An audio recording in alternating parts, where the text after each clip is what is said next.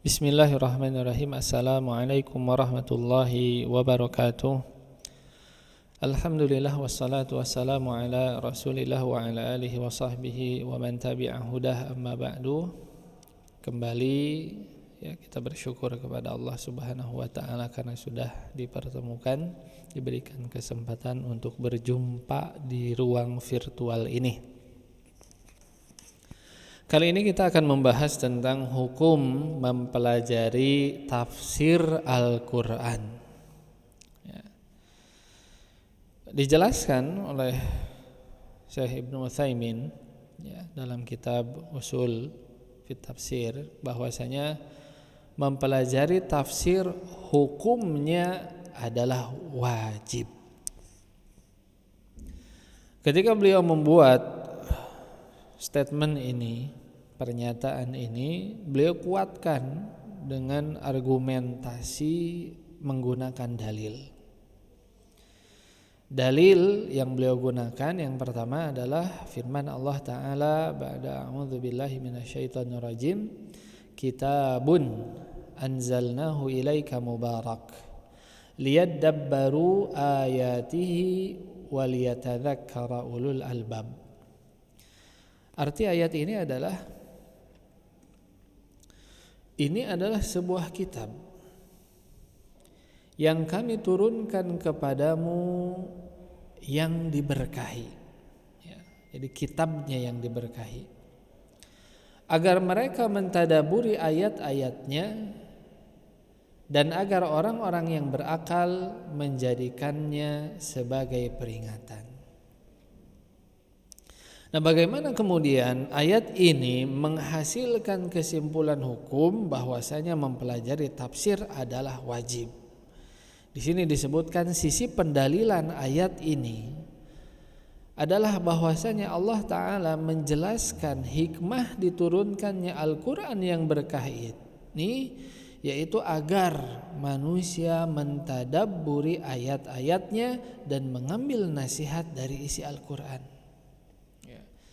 Jadi hikmah tujuan dari diturunkannya Al-Quran yang penuh berkah ini bukan hanya sekedar untuk dibaca saja, bukan sekedar itu, tetapi hikmah yang besarnya adalah agar kita mentadabburi ayat-ayat yang ada di dalam Al-Quran dan juga mengambil nasihat dari isinya. Muncul pertanyaan, apa itu tadabbur? Tadabbur adalah memperhatikan lafaz-lafaz Al-Quran agar bisa sampai pada maknanya. Jika kemudian ayat Al-Quran tidak ditadaburi, jika tidak demikian, tidak ada tadabbur, tidak mentadaburi ayat Al-Quran ketika membacanya, jadi hanya sekedar baca saja tulisan Arabnya, terlewatkanlah hikmah dari diturunkannya Al-Quran. Jadi hikmahnya tidak tercapai, tujuan dari Al-Qurannya tidak tercapai.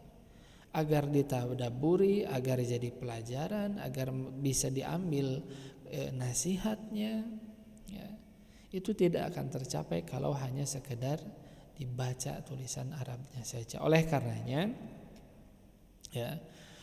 tadabbur ketika membaca Al-Quran itu harus.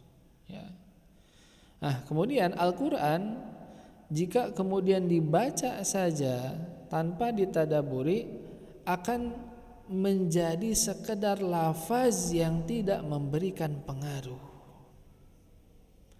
Kalau seperti ini, maka tidak mungkin bisa mengambil nasihat dari kandungan Al-Quran tanpa memahami. Ini jelas bahwasanya Al-Quran itu diturunkan untuk difahami, diambil manfaatnya. Nah, proses untuk bisa memahami itu dibutuhkanlah tafsir agar kita paham. Kemarin kita bahas tafsir adalah menjelaskan makna. Untuk bisa mengetahui maknanya butuh penjelasan. Penjelasannya adalah tafsir. Maka ini menguatkan bahwasanya belajar tafsir hukumnya wajib. Dalil yang kedua firman Allah Ta'ala, afala yatadabbaruna al-Qur'ana am ala qulubin aqfaluha. Tidakkah mereka mentadaburi Al-Quran ataukah hati mereka terkunci? Sisi pendalilannya bagaimana? Bahwa Allah Subhanahu wa taala mencela orang-orang yang tidak mentadabburi Al-Qur'an. Allah mengisyaratkan bahwa hal tersebut ya termasuk kepada kategori terkuncinya hati mereka. Orang yang tidak mentadabburi Al-Quran termasuk golongan orang-orang yang hatinya terkunci. Kalau hatinya terkunci, tidak akan bisa masuk kebaikan ke dalamnya. Ya. Maka para ulama kita terdahulu, ya, itu sudah menelusuri jalan ini, sudah berjalan di atas jalan ini ya. Ketika membaca Al-Qur'an itu senantiasa mentadaburinya juga ya. Sehingga mereka mempelajari Al-Qur'an baik secara lafaz maupun maknanya dapat, lafaznya dibaca, maknanya dapat dengan cara tadi ditadaburi. Karena dengan itulah mereka bisa mengamalkan Al-Qur'an sesuai dengan keinginan Allah Subhanahu wa taala. Karena mengamalkan sesuatu yang tidak diketahui maknanya adalah sesuatu yang tidak mungkin. Gak mungkin kita bisa mengamalkan ayat Al-Quran tanpa kemudian kita mengetahui maknanya. Ini dua dalil ini menguatkan bahwasanya mempelajari tafsir hukumnya adalah wajib. Lebih rinci lagi, Syekh Ibnu Utsaimin rahimahullah menyatakan, apakah kewajiban mempelajari tafsir adalah kewajiban untuk masing-masing individu, fardu ain, ataukah fardu kifayah?